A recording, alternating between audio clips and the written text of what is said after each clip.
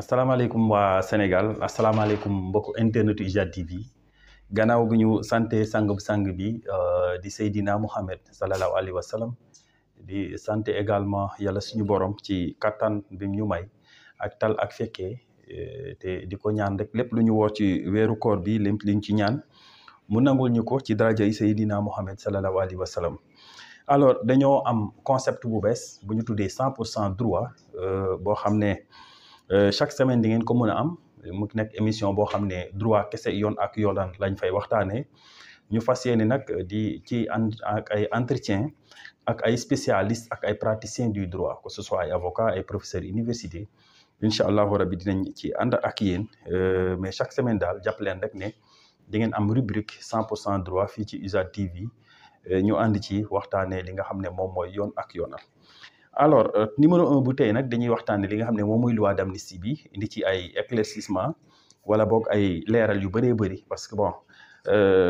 dañoo gis ne rek am na ay précisions yu taay yoo xam ne war nañ ko mën a def par rapport ak la proposition de la loi interprétative bi nga xam ne le député honorable Amadou Ba def na ko te loolu indi benn toole bu mag a mag d'abord dañuy expliquer rek d'abord lan mooy loi d'amnistie bi nga xam ne moo war a coow loolu. Alors mars 2021 ba mars 2022 daa am ay manifestations yu nga xam ne amoon na fii ci réew mi donc manifestations yooyu nag juróom yu bëree bëri jaruñu ci jaaraat mais ñun ñëpp a ko gisandoo gis ngeen ne manifestations yooyu noonu am na perte en vie humaine dégâts matériels ay gaañu lu ne am ci. bu ñu génnee ci manifestation boobu ci la président Macky Sall daal di def proposition. À travers les députés de Benno Bokk Yaakaar ñu daal di def benn proposition de loi pour que rek mën a amnistier les faits politiques yi nga xam ne am na mars 2022 ba mars 2024. Alors proposition de loi boobu noonu daal di jàll ñu amnistier tous les faits politiques donc ci gàttal amnistie mooy comment dirais-je pardon légal lañ koy faral di wax mooy li nga xam ne maanaam faits yi nga xam ne jot nañ am mars 2021 ba mars 2022 da mars 2022 ba mars 2023 donc manifestation politique yooyu yëpp dañ koy daal di en tout cas effacer képp ku fekk ñu condamné la à travers ces manifestations da ngay daal di génni kaso mais également képp koo xam ne condamné wuñ la dootuñ la mën a topp ci dara donc amnistie ngeen gis ne rek nekkul pour nit mais pour ay faits la ay faits donc amnistie du viser nit mais ay faits lay viser. Alors buñ ko voté nguuru Bassirou Diomaye Diakhar Faye daal di ñëw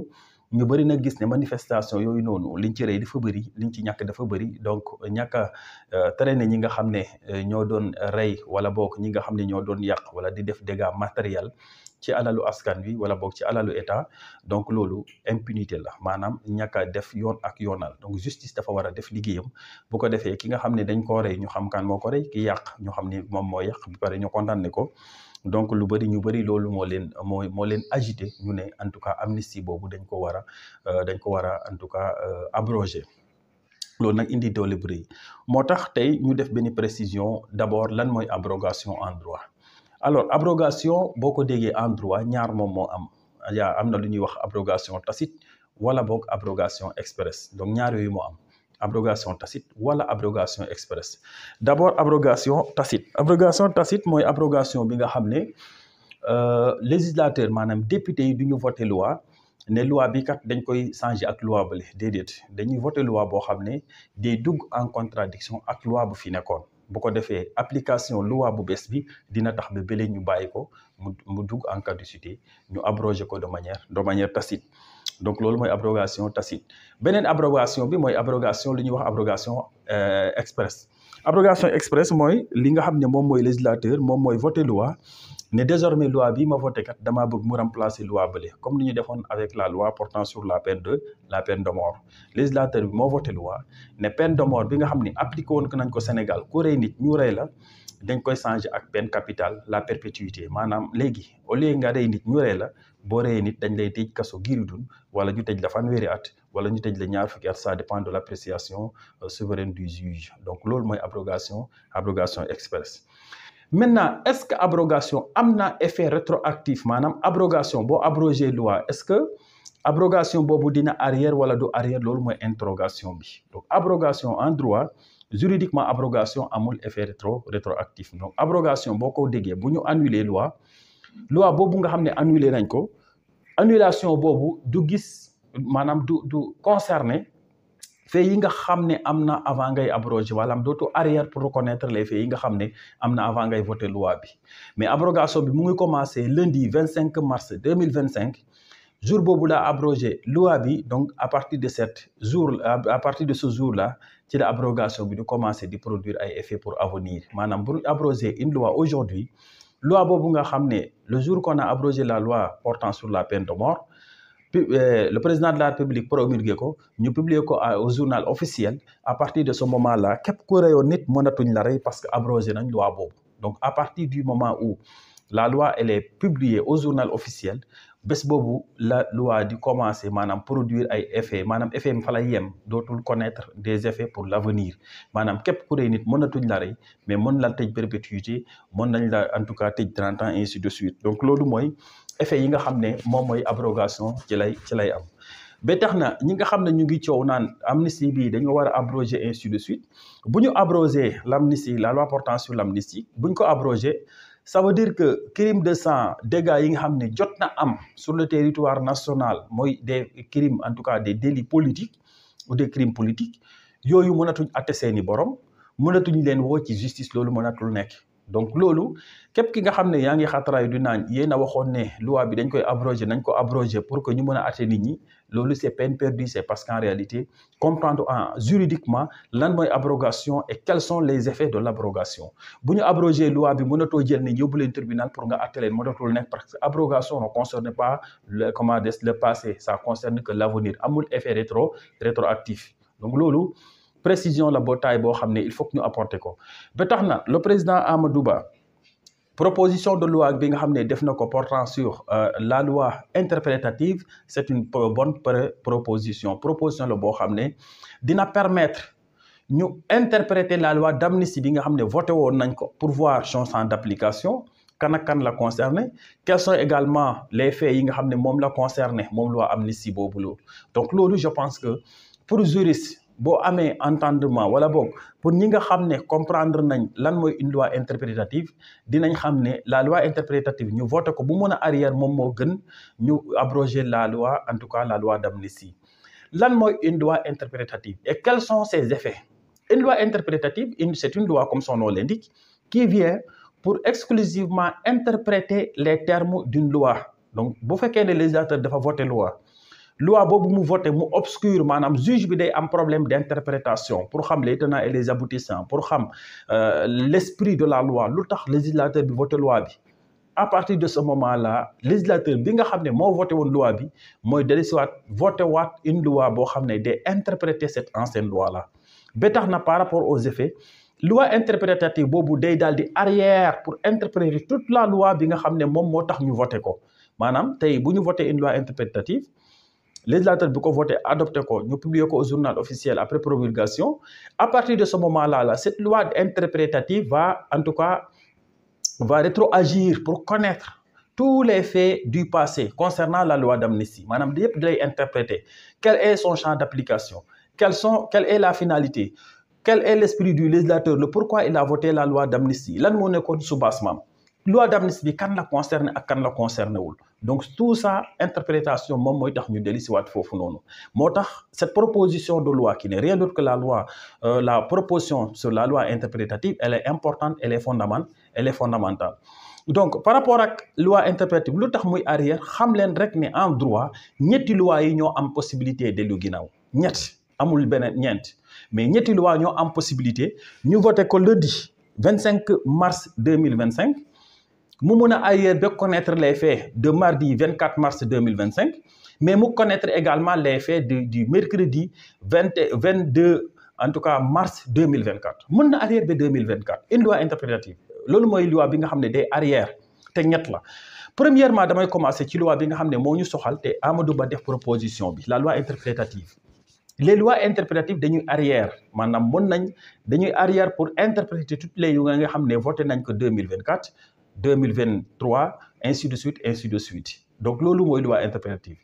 La deuxième loi qui peut rétroagir maanaam deuxième loi bi nga xam ne mën na arrière mooy li ñu wax les lois désignées expressément rétroactives par le législateur maanaam député yi woote loi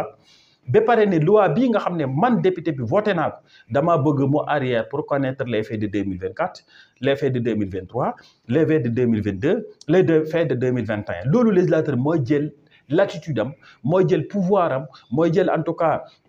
xaalimam daal di koy xaatim daal di koy bind ne ñun loi bi nga xam ne voté nañ ko te ñoo bëgg mu arrière loolu loi yooyu la ñuy wax les lois désignément expressément rétroactives par le législateur loolu mooy deuxième bi. Troisième bi mooy li ñuy wax les lois pénales plus douces te foofu dinañ fi taxaw tuuti lan mooy loi pénale plus douce mooy loi pénale boo xam ne moo gën a oyof loi bu njëkk bu fi nekkoon loolu mooy loi pénale plus douce et je donne toujours l'exemple de la loi portant sur la peine de mort. Sénégal dafa amoon loi boo xam ne képp ku rey nit dañ lay rey ñu dem ba xam ne lii erreur judiciaire mën na am parce que ay nit rek ay àtte juge bi mën na def erreur nga rey nit mu def erreur réeru la fekk yow ci sa wàllu bot maanaam enquête bi wala àtte bi dafa am erreur loolu la ñuy wax erreur judiciaire parce que ce soit le procureur le maître des poursuites que ce soit le juge d'instruction que ce soit le juge lui-même qui va rendre la décision finale ñoom ñëpp ay doomi aadama lañ mën nañ induire en erreur donc loolu yëpp pour éviter ces erreurs là parce que nit ki nga xam ne dafa rey nit ngeen mën a enquête ba ne kii moom moo ko rey ngeen rey ko au bout à un moment donné ngeen xam ne li erreur judiciaire moom moo am nit ki rey nañ ko ba pare bopp boobu nga xam ne dagg nañ ko ci ki nga xam ne dañoo jàppoon ne moo rey nit te demewul noonu bopp boobu dootul ñëwaat nit ki dootul dund day dee rek donc pour éviter tout ça ak beaucoup d'autres situations également le législateur maintenant a décidé de mettre fin à cette loi là qui n'est rien d'autre que la loi portant sur la peine de mort. Législateur bi bu mu jëlee décision ne loi portant sur la peine de mort dañ koy abroger ñu abroger ko remplacer ko par la peine capitale donc loi sur la peine capitale moo gën a oyof loi sur la peine de mort donc nga rey nit ñu tëj la kaso giirudul wala ñu tëj la fanweeri at génnee la moo gën a oyof nga rey nit ñu rey la moo tax cette loi là bi nga xam ne moom mooy la loi sur la peine capitale buñ ko voté puisqu'elle est beaucoup plus douce que l'ancienne loi qui n'est rien d'autre que la loi sur la peine de mort day daal di arrière pour connaître les faits de suivants yi nga xam ne am na avant ñu koy voté loolu la ñuy wax une loi pénale plus douce. droit amul maanaam ñu voté loi je donne un exemple tey bu fekkoon ne peine de mort comme ñu bëri di ko demandé naan rey bi bëri na Sénégal peine de mort na dellusiwaat je donne un exemple là-bas bu fekkoon ne tey peine de mort dafa dellusiwaat Sénégal. ku rey nit ñu rey la ñu voté cette loi à partir de le 4 avril 2025 loi bi commencé entrer en vigueur prisonniers yi nga xam ne ñu ngi ci biir kaso encore une fois prisonniers yi nga xam ne ñu ngi ci biir kaso te de reyoon nit ñii ñu atte leen ba pare ñu war a subir perpétuité ñii atte guñ leen maanaam seen dossier mu ngi instruction je donne l'exemple de Aziz Dabala ma koy ñaan yàlla suñu borom xaare ko aljanna te yërëm ko maanaam ñi nga xam ne ñoo def assassinat boobu ba léegi atte wuñ leen xamuñu nan la ak naka la bu fekkee ne jàpp nañ ay nit ñu ngi kaso ñooñu nga xam ne jàpp nañ ne Aziz Dabala ñoom ñoo ko def ba tax ñu arrêté leen enquête nekk en cours bu fekkee ne tey dañoo voté une loi sur la peine de mort loi boobu noonu di appliqué wu bu ñu jugé ñii est-ce que dañ leen di war a exécuter dañ leen di war a rey wala dañ leen di appliquer l'ancienne loi c'est ça l'interrogation. Donc tey bu ñu leen atee mënuñ leen appliquer la peine de mort lu tax parce que la peine de mort est beaucoup plus sévère que la peine capitale loi bu bees bii nga xam ne mu ngi doog a ñëw moom moo gën a diis loi bi fi nekkoon donc bu boobaa la loi qui vient d'être votée et qui est beaucoup plus sévère ne va pas rétroagir maanaam du arrière pour connaître prisonniers yi nga xam ne jàpp nañ leen ci rey nit ate nañ leen ci rey nit ñooñu kenn dootu leen exécuter mais au moment où loi bi ñu ate ko ñu autant pour moi ñu voté ko mu dugg en vigueur le 4 avril autant pour moi le 4 avril 2025 ba set le 5 avril nit rey nit kooku noonu dañ koy appliquer la peine de mort ci kooku la ñuy commencer ñu yéeg dem mais duñ arrière mukk le 3 avril ki reyoon nit duñ la rey le 2 avril ku reyoon nit duñ la rey parce que loolu yëpp day dugg ci la loi sur la peine capitale bi nga xam ne moom moo gën a oyof loi bi nga xam ne dañ koy doog a voter par le législateur maintenant pour ñu appliquer ce fait là buñ ko appliquer par rapport ak li nga xam ne moom mooy loi d'amnistie bi ñuy coow di waxtaanee tout le temps amnistie bi dafa fekkoon ay jeunes yu bëri kaso ay nit yu bëri kaso yi fees del ñu tëj ñu bëri ñii ate nañ leen ñii atee guñ leen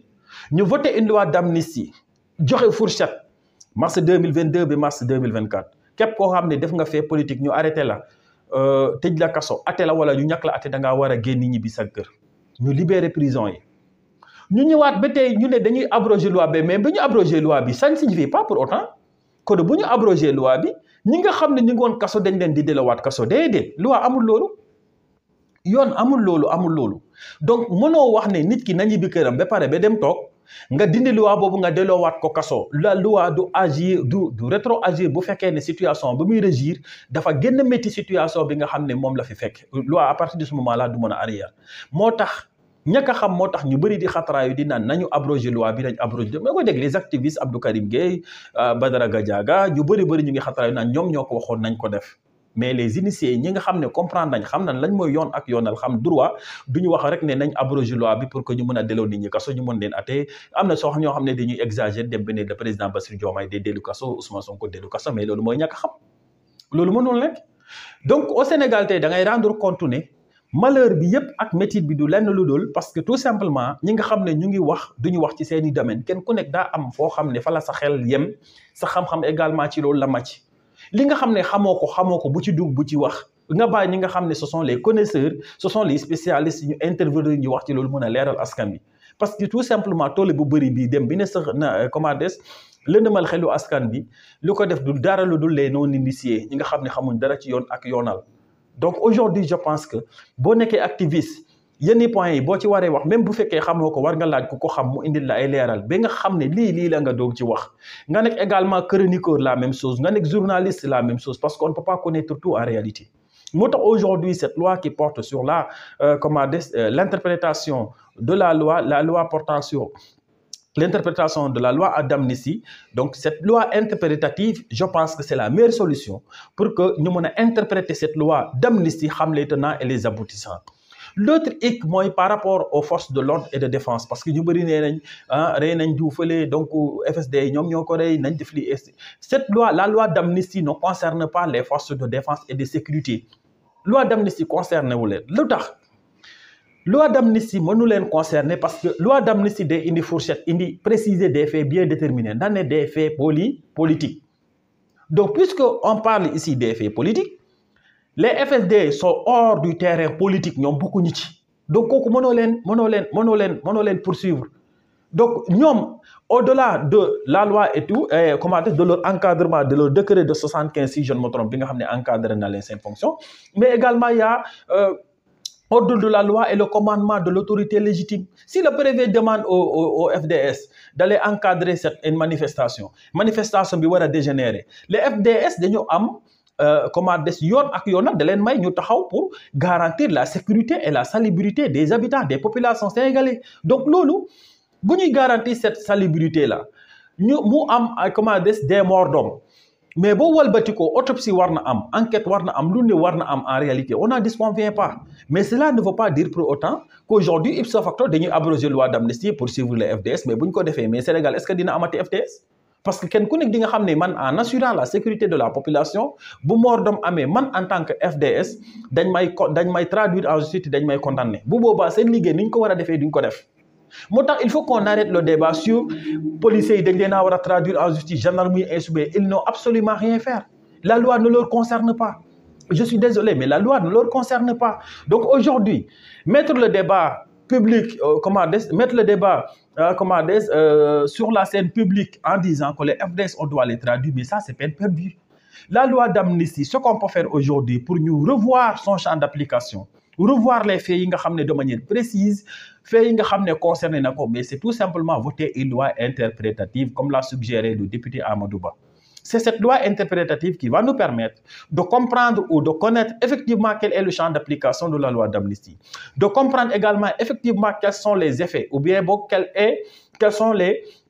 fait ciblé par la loi d'amnistie. Et à partir de ce moment là lépp loo xam ne loi d'amnistie bi ciblé wu ko di nga ko mën a génnee de côté di nga ko mën a en tout cas écarter li nga xam ne loi d'amnistie bi également ciblé na ko nga mën ko écarter de côté xam ne loolu mënatoo wax ay waxam. Donc aujourd'hui je pense que au Sénégal coow li bëri na mais l'idéal est de laisser le journaliste faire son travail comme il le faut parce qu'il a fait sa formation en journalisme. Ngeen bàyyi les juristes également dire les choses telles qu'elles sont parce que en réalité ñoom aussi dañoo passer tout leur temps sur les bancs pour jàng lan mooy yoon ak yoonal. Là je pense que c'est extrêmement important man noonu ñu nekk réew boo xam ne Abdou Sarr bu football ñëwee mu laal ko commande des mayoom ne moo gën a xam Sadio Mané la ca football bu làmb ñëwee également mu laal yéreem blouson am ñëw toog ne moo gën a xam Yaxya Diop Yékini wala Gris Bordeaux lan mooy làmb ainsi de suite mais c'est impossible. On ne peut pas être spécialiste de tout et que malheureusement c'est ça le Sénégal. Donc aujourd'hui je pense que la manipulation wala boog l'opinion bi nga xam ne day tarnir en tout cas l'esprit du grand public dootuñ xam lan lañ war a wax wala fan lañ war a teg seen tànk je pense que c'est à nous de l'éviter. Donc gis ngeen les tenants les aboutissants bu fekkee ne am na ay questions nag mën ngeen ko def dans les commentaires bu ñëwee ci beneen rubrique ñu indiwaat ay éclaircissement par rapport à ça. Donc lii lañ waxoon ne dinañ ko indi ay leeral par rapport à la loi d'amnistie, par rapport à la loi interprétative bi nga xam ne war nañ ko voter très bientôt adopté ko bu ko defee mu interpréter la loi d'amnistie. Donc ñu ngi leen di sant bu baax a baax di leen gërëm di leen ñaanal gudd fan ak wér gu yaram di ñaan yàlla suñu borom jàmm sax ci réew mi. Sénégal bu naatee duñu wax ne Sénégalu Diomaye naat na mais dañuy wax ne Sénégalu Sénégalais yi naat na développé na te je pense que c'est ça l'esprit de patriotisme, c'est ça également l'esprit d'un bon citoyen. Wax lu yàq am yu duñu yóbbu fenn def luy yàq également duñu yóbbu fenn te Massamba yàq na man tamit damay yàq mbaam bu la weqee nga weq ko yéen ñaar yëpp ngeen ànd nekk ay mbaam. Donc nañu gërgëlu rek tabax réew mi parce que loolu mooy nekk suñu ndam mooy nekk également suñu avenir. Donc ñu ngi leen di sant bu baax may gërëm nag di nuyu bu baax a baax sama xarit Alioune Thiongane maa ngi lay sant bu baax mon frère Alioune nekk ba ca commune Lour Escale nekk un jeune très actif, un jeune que j'estime bien moo xam ne mu ngi def lu bëri dans sa commune dans sa localité. maa ngi lay nuyu bu baax a baax di nuyu nag su ma waxee Lour Escale sama xel day dem ci El Hadj Baba Bitey moom également nekk un jeune très actif que je salue au passage, un jeune très respectueux. Donc maa ngi koy nuyu bu baax di nuyu waa Lour Escale yëpp di leen ñaanal daal gudd fan ak wér gu yaram di wax rek ne seen doom yooyu lee jàppale leen bu baax parce que ils aiment vraiment leur localité te ñu ngi ciy taxaw. genre jeunes yooyu ay roy waaye lañ fu ñu toog bànneex lay nekk ci ñun ñuy tudd seen tur bànneex lay nekk ci ñun également ñu leen di féliciter ci initiative yu rafet yi nga xam ne ñu ngi koy def ci seeni localité. Di leen santaat bu baax a baax di leen gërëm di ñaan yàlla suñu borom bi nga xam ne dara tawu ko yàlla na def jàmm ci réew mi defal ko ñëpp bépp jàmm def ko ci àdduna. ñu ngi leen di sant bu baax di leen gërëm di leen ñaan rek ngeen abonné et activer la cloche de notification en vous disant que chaque semaine di ngeen am benn rubrique 100% droit. On va parler que du droit, que ce soit dans le cas de divorce dinañ ci ñëw, la constitution d'une société dinañ ci wax ñëw ba ci dissolution nan la ñuy mettre sur place une société, les différentes formes de société yi nga xam ne am na reconnues par le droit OHADA dinañ ci ñëwaat, la dissolution dinañ ci ñëwaat, société en difficulté dinañ ci ñëw, le droit commercial dinañ ci ñëw, le droit social wala boog le droit du travail dinañ ci ñëw. Loolu yëpp c'est des en tout cas concepts yoo xam ne dina soxal le grand public mais ci seen plateau bi 100% droit loolu yëpp dinañ ci ñëw pour aider vraiment aux gens yi nga xam ne soxal na leen ñu mën a am ay notions par rapport à ces concepts. Ñu ngi leen di ñaan ngeen activer la cloche de notification te ngeen abonner la chaîne, partager également bu ko defee rek ñun ci li ngeen soxla rek ci loolu la ñuy dox. Jade TV est la chaîne au service du développement. Merci et on vous donne rendez-vous très bientôt. ma ca jaar nag di nuyu sama sœur sama lépp di Fatou Bintou Diallo PDG Ñaani Prestige leen wax rek ne Korité bi ñëw na daw leen gaaw jëndi article am parce que vraiment mu ngi defar ay tenues yu rafet a rafet man mi xam naa monsieur Sarr ak madame Sarr moo koy ñawal ci Korité bi incha allah rabbi bu ko defee rek Ñaani Prestige a ngi noonu seen mode en tout cas idéal la daw leen ngeen daal di jënd bu ko defee rek ngeen daal di sol lu rafet a rafet ci Korité bi ñu jëm. ñu ngi leen di sant bu baax a baax di leen gërëm te di leen ñaanal gudd fan ak wér gu yaram. Merci beaucoup et à la prochaine.